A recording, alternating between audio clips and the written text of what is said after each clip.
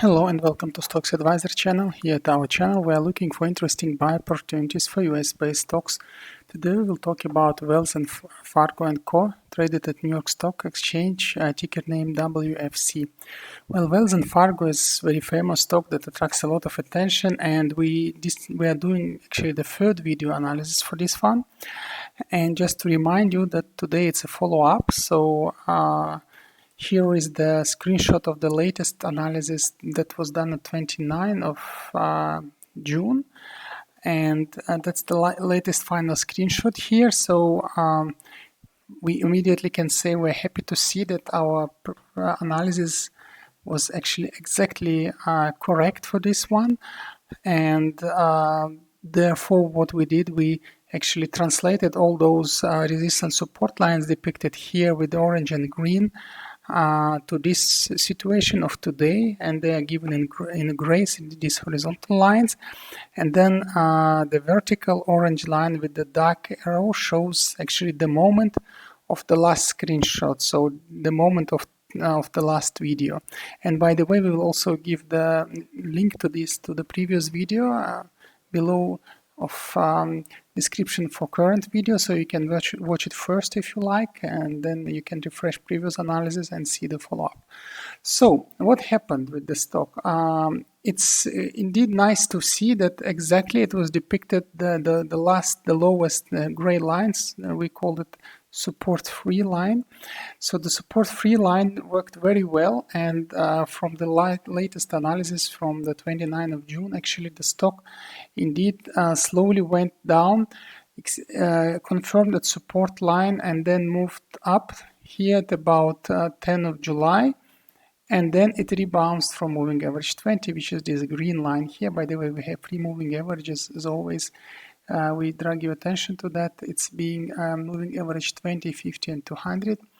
Green, blue, and red lines here on the left. You see their depictions. So coming back to the analysis, the stock rebounds from the moving average 20 here, and then immediately jumped again down to S3 line, where it formed this white-red hammer. And in this case, it worked really like a shooting star, a small shooting star. So it reconfirmed the trend up. And mainly speaking, simply what was happening here, we were volatiling between these two lines, these two gray lines that were depicted as a channel here. So we were volatiling on that, and then somewhere 20th of July, we tried to pierce it through, but then it was unsuccessful. Again, downwards wave, and another attempt that ended today to pierce this second line. Let's check how we called it last time, S2 line. So this is S2 line. In this case, it now works as a resist line.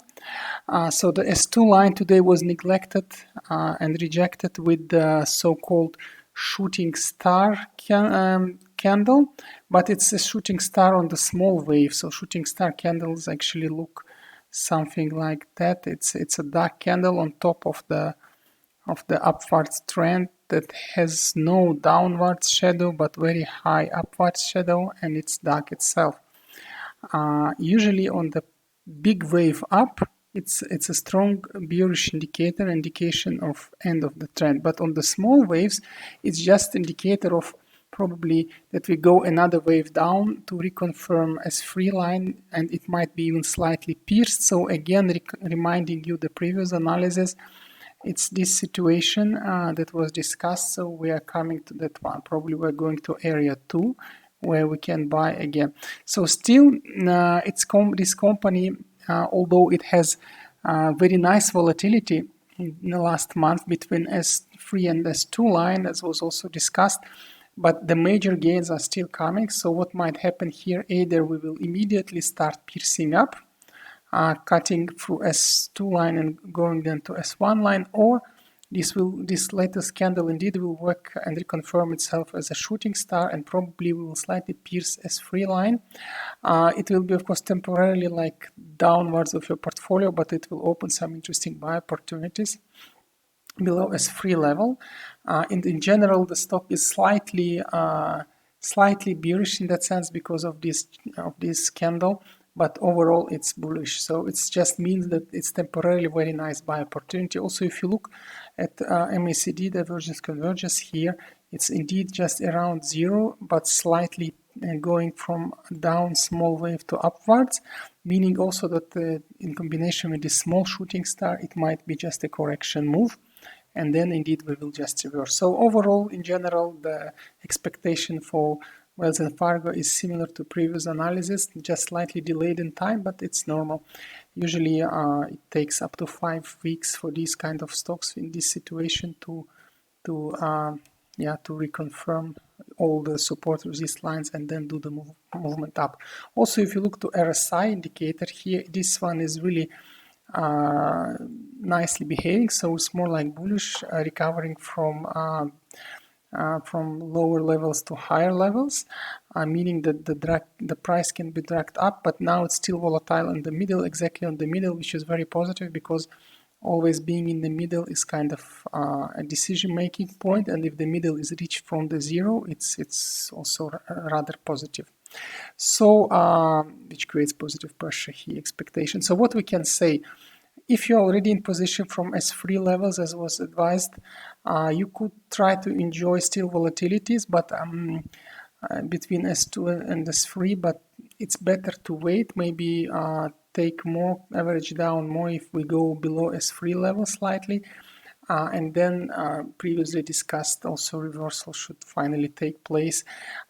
So this month it was volatility between these two channels, S3 and S2, as discussed also in previous videos, and then expected downwards behavior is still there for correction. It's not really downwards move, but more correction move, and then we should go levels higher and try to re-experience, actually recheck or retry S1 levels and further and further.